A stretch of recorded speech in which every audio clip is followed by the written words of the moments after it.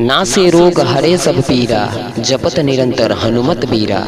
जय श्री राम दोस्तों, स्वागत है आपके अपने YouTube चैनल जैसी मिस्ट्री पे। मैं हूं आपका दोस्त जितेंद्र। आपको बता दें दोस्तों कि एक लड़की का रेप होने वाला था। आप समझिए बात को कि बहुत ही भयंकर यह घटना है, बहुत ही भयंकर यह रहस्य भी है, जिसे आप सुनेंगे तो आपके रोंगटे खड़े हो जाएंगे। दोस्तों, आज से हम इस चैनल पर शुरू कर रहे हैं रहस्य की बातें, जिसमें आपका सवाल होगा और हमारा जवाब होगा। दोस्तों, हनुमान जी से जुड़े कोई भी अगर आपके पास अनुभव हो तो आप मेरे इस ईमेल आईडी पे, जो कि स्क्रीन पे शो कर रहा है, आप इस ईमेल आईडी पे bunnubabu407@gmail.com पे आप कर सकते हैं। आपका अनुभव मैं अगले नेक्स्ट वीडियो में शेयर करूंगा। आपको बता दें कि कुछ ईमेल पे मेरे आए हैं सवाल, जो कि 4 सवाल ऐसे हैं जो हम आप लोगों के सामने इस सवाल को प्रस्तुत करेंगे। उससे पहले एक बहन ने अपना अनुभव को शेयर किया है, जो बहुत ही दर्दनाक भय अपने आप में आ जाने वाला वीडियो है। और इस रहस्य को, इस बहन की कहानी को अगर आप सुनेंगे तो आपको विश्वास हो जाएगा कि आपके संकट के अंतिम छोर, जब जहां से आप हार जा रहे हैं, वहां पर आपका मदद करने के लिए स्वयं भगवान कैसे आते हैं। आपको बता दें दोस्तों, एक ऐसा भक्त है हनुमान जी का, एक ऐसा लड़की है जिसका इज्जत बचाने के लिए हनुमान जी क्या से क्या कर गुजरे। आपको बता दें दोस्तों कि एक लड़की का रेप होने वाला था। आप समझिए बात को कि बहुत ही भयंकर यह घटना है, बहुत ही भयंकर यह रहस्य भी है, जिसे आप सुनेंगे तो आपके रोंगटे खड़े हो जाएंगे। दोस्तों, मैं बात कर रहा हूँ, मेरे पास एक ईमेल आया है, एक बहन ने अपना एक अनुभव को शेयर किया है। इस अनुभव को सुनकर मैं भी बहुत परेशान हो गया था, लेकिन जब आप सुनेंगे इस अनुभव को तो आपके अंदर में एक जुनून सा पैदा हो जाएगा। दोस्तों, मैं बात कर रहा हूँ अनीता शर्मा, जो कि लखनऊ से कमेंट की है, मुझे ईमेल की है लखनऊ से।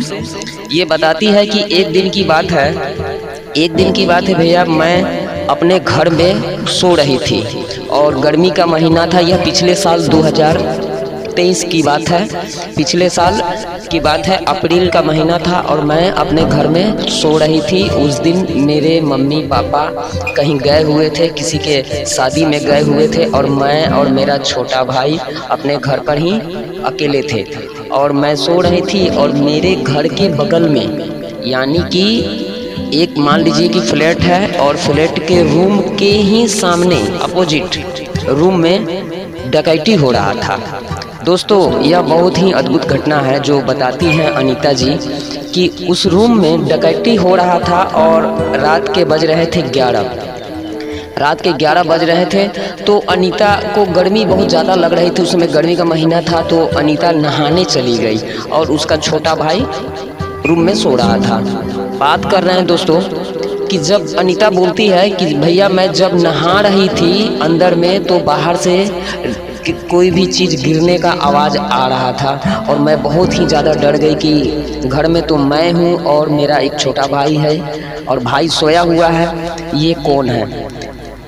भैया, मुझे इतना ज़्यादा डर लग रहा था उस समय कि मुझे पता नहीं था कि सामने जो घर है उस घर में डकैती हो रहा है, चोरी हो रहा है, उसमें चोर घुसे हुए हैं। और फिर मुझे अपने आप में बहुत ही ज़्यादा घबराहट हुआ और मेरा कुछ ही क्षण बीते थे कि मेरा घर के दरवाज़ा को खुलने का आवाज़ बड़ी धड़ाम से आया। जैसे लगा कि जैसे कोई घर के दरवाजे पे लात मारा और लात मार के घुस गया। और फिर मेरा जो फ्लैट था, मेरे फ्लैट के ठीक सामने जो रूम है, मतलब मैं एक फ्लैट में रहती थी और बीच से मान लीजिए कि बीच से एक कैबिन गया हुआ है, कैबिन के सामने उधर एक रूम, इधर एक रूम, इस टाइप के वहाँ पर रूम था। और जैसे ही मेरे घर के दरवाज़ा खुला तो मैं झांक कर देखी हल्का सा, तो 7-8 लोग मेरे रूम में प्रवेश किए। भैया, मैं बहुत ज़्यादा डर गई, इतना डर गई। और मैं नहा रही थी तो पूरे कपड़े भी बदन पे नहीं थे। अब मुझे पूरा विश्वास हो गया था कि मुझे इस अवस्था में अगर वो लोग देखेंगे तो मेरा तो इज्जत का धज्जी उड़ जाएगा, मेरा आज प्रतिष्ठा कहीं का नहीं बचेगा। पता नहीं, अपने आप में मुझे अपने इज्जत के लेकर बहुत ही ज़्यादा चिंता और बहुत ही ज़्यादा घबराहट, मैं थरथरा रही थी, घबरा रही थी। तो भैया मैं उस समय सिर्फ मुझे कुछ समझ में नहीं आ रहा था, और साथ में मुझे एक चीज़ का डर और बना हुआ था कि मेरा छोटा भाई है, वो देखेगा तो वो भी डर जाएगा। और भैया मैं क्या बताऊं, मैं कपड़ा भी लेकर बाथरूम के अंदर नहीं गई थी, निकलूं कैसे, बहुत ही बड़ा समस्या मेरे सामने आकर खड़ा हो गया था। अब मैं क्या करूं, लेकिन उस समय मुझे कुछ समझ में नहीं आया। तो मैं क्या की कि वो उसी बाथरूम में बैठकर हनुमान दादा को हनुमान चालीसा के पाठ करने लगी और बोलने लगी कि प्रभु अब ये एक बेटी का इज्जत आपके हाथ में है, मैं क्या करूं, मुझे कुछ समझ में नहीं आ रहा था। तो मैं उस समय हनुमान चालीसा के पाठ करने लगी। अचानक पूरा माहौल शांत हो गया। पता नहीं कहीं से कुछ आवाज़ नहीं आ रहा था। मैं सोची कि कहीं वो लोग चले तो नहीं गए।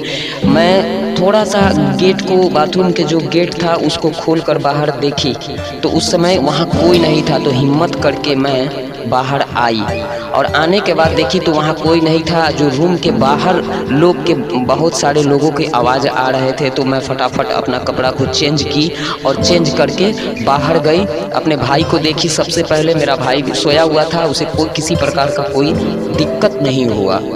मैं बाहर गई तो बाहर लोगों ने कहा कि तुम्हारे रूम के सामने डकैती हुआ है, चोरी हुआ है, और तुम्हारे रूम में भी गया था, लेकिन पता नहीं तुम्हारे रूम में उन लोगों को क्या हुआ, किसने मारा, उन लोगों को बहुत मारा है, वो लोग भाग गए। भैया मैं अपने आप में रोने लगी बैठकर कि ये मेरे हनुमान जी आए हुए थे मेरा इज्जत बचाने के लिए। क्या बताऊं, मैं यह कहते हुए या आपके पास ये चीज़ का कमेंट करते हुए भी मैं अभी रो रही हूँ। मैं चाहती हूँ कि हनुमान जी के प्रति लोगों के विश्वास बढ़े। धन्यवाद अनीता जी। दोस्तों आप ये कहानी सुने हैं, ये लखनऊ की रहने वाली है, इनका नाम अनीता शर्मा है, और ये जो अभी घटना आप सुने हैं इनके साथ पिछले साल 2023 में मार्च अप्रैल के महीने में घटित हुई है। दोस्तों इससे आपको क्या लग रहा है, देखिए जब भी आप हद से ज़्यादा संकट में आएंगे तो बालाजी वहाँ पर 100% अगर आप याद उनको कर लिए तो बालाजी वहाँ पर ज़रूर आते हैं।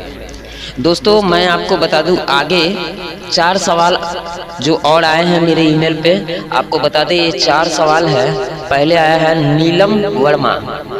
जी हाँ, नीलम वर्मा एक बहन सवाल की है कि अगर घर में कोई नेगेटिविटी हो तो उसे कैसे पहचानेंगे।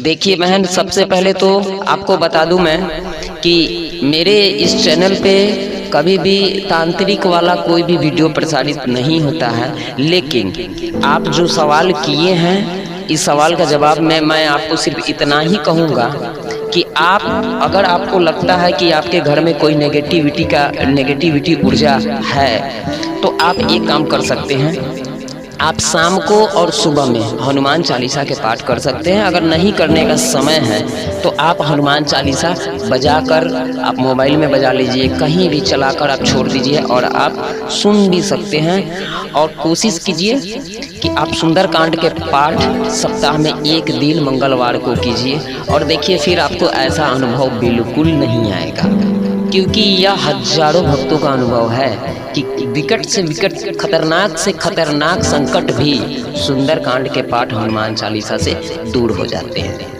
दोस्तों दूसरा सवाल है राम बाबू सिंह बनारस। इनका सवाल है कि कुछ साल पहले की बात है, इनका 3 साल का बेटा जो कि बहुत ही ज़्यादा चंचल है, बहुत ही ज़्यादा, इसमें लिखा हुआ है कि मेरा 3 साल का बेटा है जो कि बहुत ही ज़्यादा चंचल है, और कुछ दिन पहले मेरे पड़ोसी ने कुछ उसे खिला दिया, उसके बाद से वह बहुत कम ही बोलता है। देखिए, आपके अंदर में जो भ्रम चल रहा है इसको दूर करना अगर आपको है तो आप हनुमान चालीसा के पाठ, आप सबसे बढ़िया होगा कि आप 11 दिन का संकल्प ले लीजिए और संकल्पित जल आप अपने बच्चों को पिलाइए। जिस भी जो पीड़ित हैं आप उसको पिलाइए। और जैसे आपका, मैं गारंटी आपको देता हूँ कि 11 दिन ख़त्म होने से पहले आपका बच्चा एकदम बिल्कुल स्वस्थ हो जाएगा। दोस्तों, फिलहाल समय के अभाव के कारण मैं 2 ही सवाल प्रसारित कर पाया हूं, जिसके लिए मैं आप लोगों से क्षमा मांगता हूं। अगर आपका भी कोई सवाल होगा तो bunnubabu407@gmail.com पे आप ईमेल कर सकते हैं। आपको यह वीडियो कैसा लगा आप हमें कमेंट करके ज़रूर बताइएगा। और नेक्स्ट वीडियो में जो सवाल करेंगे उनसे जुड़ा मैं बातों को रखूँगा और आपसे जुड़ूँगा। जय सिया राम।